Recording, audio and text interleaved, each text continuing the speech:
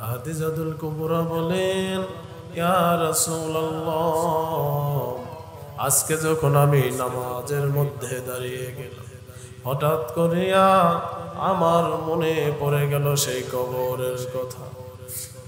কবর এমন এক ভয়ঙ্কর জায়গা, দুনিয়াতে মানুষ যদি বিপদে পড়ে যায়, না চিনলেও সাহায্য করার জন্য মানুষ এগিয়ে আসে, কিন্তু ওই কবর এমন এক ভয়ঙ্কর জায়গা, যেখানে যদি মানুষ একবার বিপদের মধ্যে পড়ে যায়, দুনিয়ার কোনো মানুষের শক্তি নাই, দুনিয়ার কোনো মানুষের সামর্থ্য নাই, ওই মানুষটাকে সাহায্য করার জন্য এগিয়ে আসে। ঠিক কিনা? কবরে সাহায্য করার মতো কেউ নাই। রাসূল বললেন, খাদিজা, তোমার ব্যবহারে আল্লাহ পাক খুশি, চিন্তার কোনো কারণ নাই, ভয়ের কোনো কারণ নাই। খাদিজাতুল কুবরা বললেন, ইয়া রাসূলুল্লাহ, আজকে যদি আপনি আমাকে 3টা কথা দেন, তাহলেই কেবল আমি নিশ্চিন্ত হতে পারি। রাসূল বললেন, খাদিজা বলো, কি কথা তুমি চাও? খাদিজাতুল কুবরা বললেন, এ দুনিয়ার মায়া যেদিন ত্যাগ করব, ইয়া রাসূলুল্লাহ, আপনি আমাকে কথা দেন, সেদিন আপনি আপনার একটা জামা, আপনার একটা পাঞ্জাবি আমাকে পরিয়ে দিবেন, আমার জানাজা আপনি নিজে পড়াবেন, আর আমাকে যখন কবরে রাখা হবে, মুনকার নাকিরের সওয়াল জবাব না হওয়া পর্যন্ত আমার কবরের পাশ থেকে সরবেন না। কবরের চিন্তা কত বেশি, এই জন্য দেখুন একজন নারী খাদিজাতুল কুবরা, কবরের চিন্তা কত বেশি।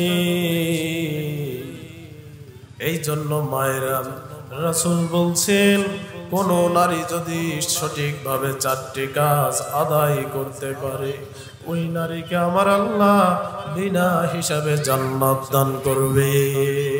সুবহানাল্লাহ। রাসূল বললেন, খাদিজা, ঠিক আছে, তোমাকে কথা দিলাম, তোমার 3টা কথা আমি রাখবো, অবশ্যই রাখবো।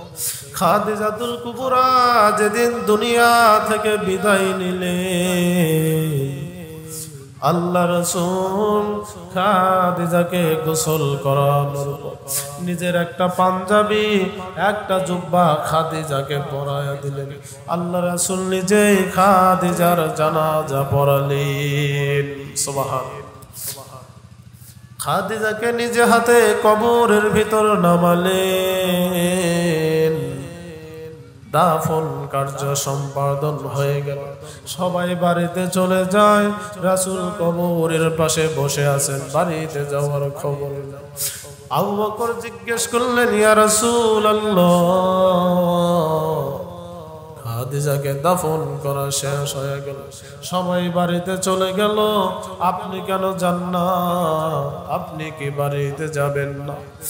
রাসূল চোখের পানি ছেড়ে দিয়ে কান্দেন, আবু বকর, খাদিজা আমার দুঃখের দিনের সাথে, এই মক্কা নগরীতে আমার পাশে দাঁড়ানোর মতো যখন কেউ ছিল না, ওই সময়টাতে খাদিজা আমার পাশে দাঁড়িয়েছিল।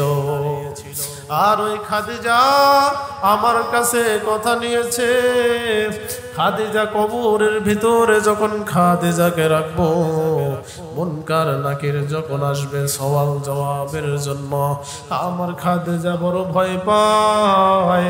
আমাকে বলেছে, সওয়ালের জবাব না হওয়া পর্যন্ত আমি রাসূল যেন খাদিজার কবরের পাশ থেকে না যায়। ও আবু বকর তুমি বাড়িতে যাও, আজকে আমি খাদিজার কবরের পাশ থেকে যাব না। রাসূল খাদিজার কবরের পাশে বসে বসে কাঁদছে। আল্লাহ রাসূল বাড়ির কথা মনে নাই, হঠাৎ করিয়া আমার আল্লাহ পাক রব্বুল আলামিন জিবরাইলের মাধ্যমে খবর পাঠিয়ে দিলেন রাসূলের কাছে।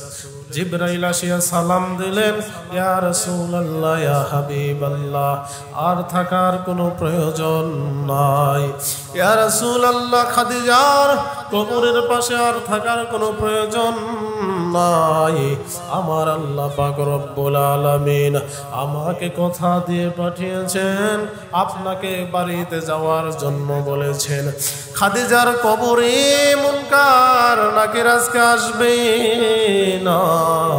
খাদিজাতুল কুবরা দুনিয়াতে যেদিন কবরের চিন্তায়, আমার আল্লাহর ভয়ে, জাহান্নামের ভয়ে যখন চোখের পানি ছেড়ে কেঁদেছিল, আমার আল্লাহ পাক রব্বুল আলামিন খাদিজার ওই চোখের পানি এমন পছন্দ করেছিল, খাদিজার উপর আমার আল্লাহ এত খুশি। খাদিজা যেদিন দুনিয়াতে চোখের পানি ছেড়ে কেঁদেছিল, আমার আল্লাহ খাদিজার চোখের পানির এত গুরুত্ব দিয়েছেন। ইয়া রাসূলুল্লাহ, আপনি বাড়ির ভিতরে চলে যান, মুনকার নাকির খাদিজার কবরে আসবে না। আমার আল্লাহ পাক রব্বুল আলামিন বলেছেন, আমার আল্লাহ মুনকার নাকিরের সওয়ালের জবাব আমার আল্লাহ আরশে আজিম থেকে নিজেই উত্তর দিয়েছেন। আল্লাহ আল্লাহ ক্যা মুবারক নাম হায়, আল্লাহ আল্লাহ আশিকু কা।